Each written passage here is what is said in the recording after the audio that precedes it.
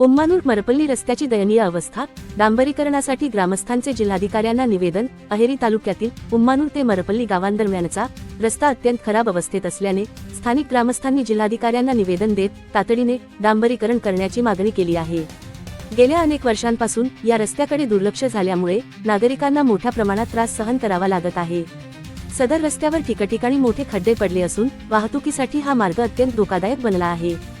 विशेषतः शाळकरी विद्यार्थी, आजारी रुग्ण आणि गरोदर महिलांना जिमलगट्टा येथील प्राथमिक आरोग्य केंद्रात उपचारासाठी जाताना मोठ्या अडचणींचा सामना करावा लागत आहे.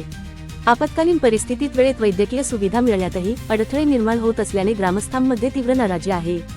ग्रामस्थांनी प्रशासनाकडे मागणी केली आहे की या गंभीर समस्येकडे तातडीने लक्ष देऊन उम्मानूर ते मरपल्ली रस्त्याचे डांबरीकरणाचे काम लवकरात लवकर हाती घ्यावे आणि ते जून महिन्याच्या अखेरीपर्यंत पूर्ण करावे.